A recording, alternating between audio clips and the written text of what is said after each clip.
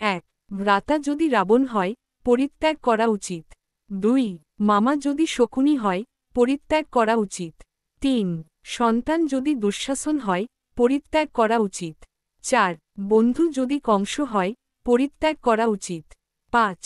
গুরু যদি দুর্যোধন হয়, পরিত্যাগ করা উচিত। 6.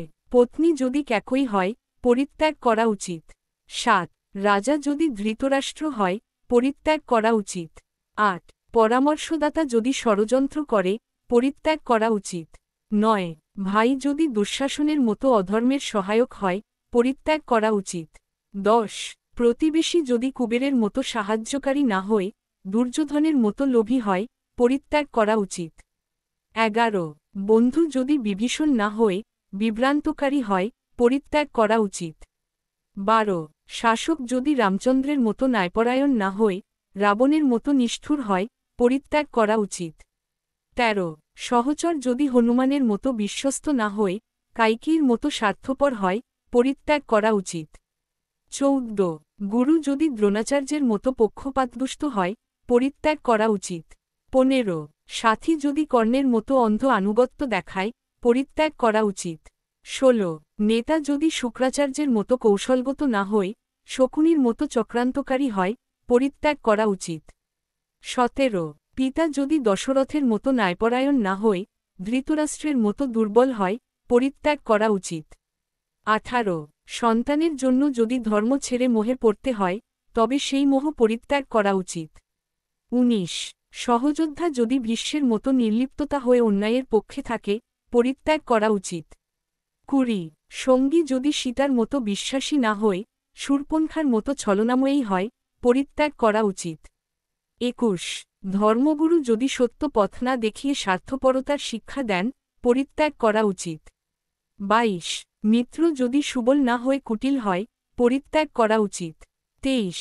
পরমার্শ যদি কৃষ্ণের মতো কল্যাণকর না হয়ে শকুনির মতো ধ্বংসাত্মক হয়, পরিত্যাগ করা উচিত। 24. হৃদয় যদি সচ্চিন্তার পরিবর্তে লোভ ও হিংসায় পূর্ণ হয়, তা পরিত্যাগ করা উচিত। 25. ত্যাগ যদি লোক দেখানোর জন্য হয়, তা পরিত্যাগ করা উচিত। 26.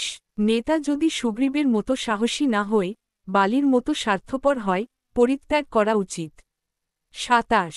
পরিবার যদি পাণ্ডবদের মতো ঐক্যবদ্ধ না হয়ে কৌরবদের মতো বিভক্ত হয়, পরিত্যাগ করা উচিত। 28.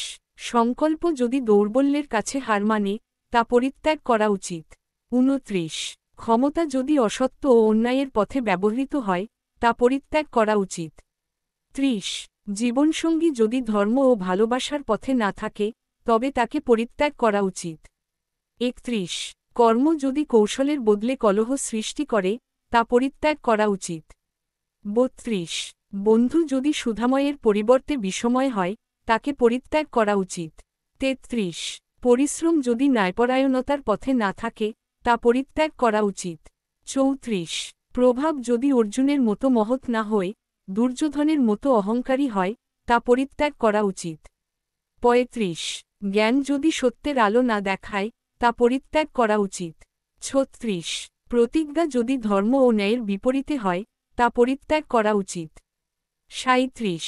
আশীর্বাদ যদি অভিশাপ হয়ে দাঁড়ায়, তা পরিত্যাগ করা উচিত। 38. বিশ্বাস যদি কৃষ্ণের মতো ন্যায়বান না হয়ে সঠতার পথ দেখায়, তা পরিত্যাগ করা উচিত। 39. আত্মীয় যদি রামচন্দ্রের মতো সহায়ক না হয়ে রাবণের মতো শত্রু হয়, তাকে পরিত্যাগ করা উচিত। 40. ধর্ম যদি সত্য ও শান্তির পথে না থাকে, তবে সেই ধর্ম ত্যাগ করা উচিত।